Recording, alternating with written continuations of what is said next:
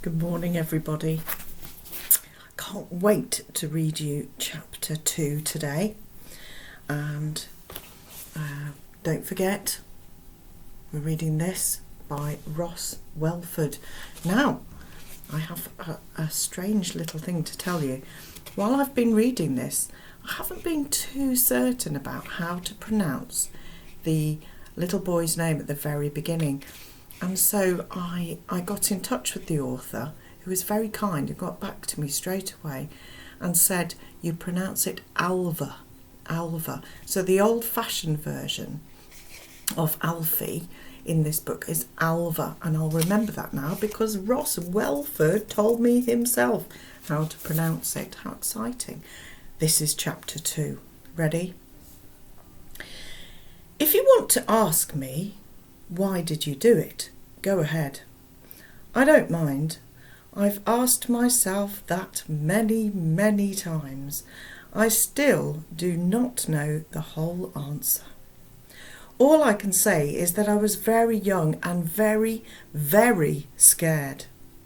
I wanted to do something, anything that would make me feel stronger, be able to help Mum, better able to protect us both. And so I became a never dead, like Mum. It began long ago, and when I say long ago, I mean ages, literally. This is what happened. My father had owned 5 of the small glass balls that were called live life pearls. They were the most valuable things that we possessed.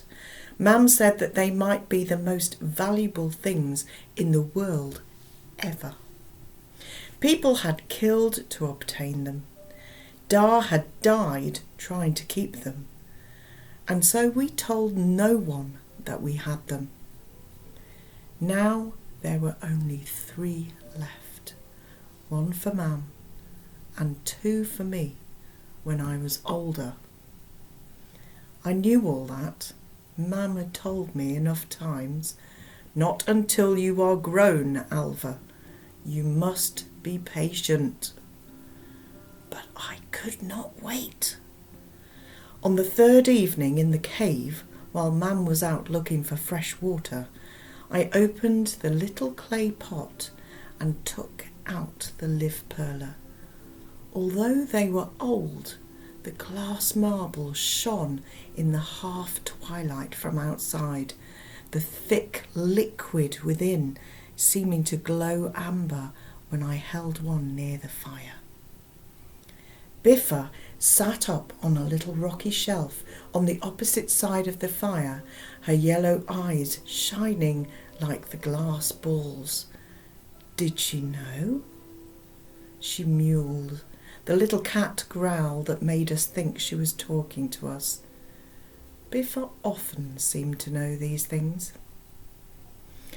Crouching on my hunkers, I took the knife, the little steel one that had belonged to Da, with the blade that hinged into the wooden handle, and held it to the flame. I glanced at the mouth of the cave to check I was alone, and swallowed hard. When I drew the hot blade twice across my upper arm, the blood seeped out. 2 short slashes, like the scars Mum had, like Da had had. I do not know if doing it twice made any difference. Probably not. It was just the way. It did not hurt until I used my thumb to pull the wounds apart. I bit down on the life pearl and the glass cracked. The yellowish syrup oozed out like the blood from my cuts. I gathered it on my fingertips and rubbed it into the wounds.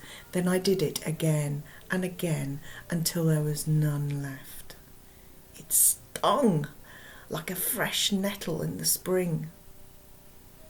What happened next was an accident.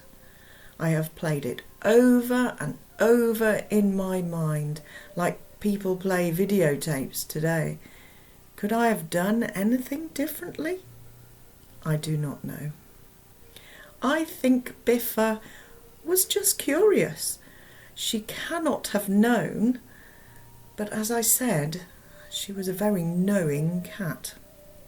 Suddenly she gave another little growl and leapt at me right across the low flames of the fire. The knife was still in my hand, and without thinking I raised it, a defensive reflex. It nicked her front paw very slightly, but she did not mewl again. When she landed, I spun round, and in that action my tunic dislodged another life pearl from the low rock shelf where I had placed them. I was unbalanced, and my bare foot came down upon it, hard, and cracked it open. I stared at it, horrified, for a few seconds. It was bad enough that I had disobeyed Mum's orders, but now I had wasted another precious life pearl. The thick amber liquid began to drip out of the rock. Thinking only that it should not be wasted, I grasped Biffa by the long skin of her neck and rubbed the liquid into her cut paw.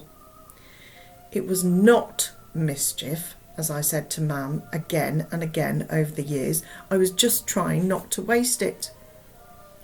Then I wrapped up my arm with a long strip of clean cloth and tied another around Biffa's leg. She did not even seem to mind. She licked her whiskers, yawned, and curled up again. I could see Mam's shape against the blue twilight sky as she came back to the cave with a bucket of water, and I was overwhelmed with shame. I sometimes think I still am. By then, I had seen 11 winters. I was to stay 11 years old for more than 1,000 years. Wow. What a great beginning. I can't imagine that happening. Now you know that this is a story, and what Alva was doing in the story there would not be a very good idea for us to do today. So you make sure you are not touching knives and things like that. And certainly not giving these strange little things to your cat. Otherwise your parents will have something to say about it, I am pretty sure. It's chapter 3 next, so I will be reading that very, very soon. Some of you may have already got a copy for yourself, and you may be tempted to read ahead. I always am, because they're lovely short chapters, and it's very difficult not to turn the next page. But until then, bye-bye.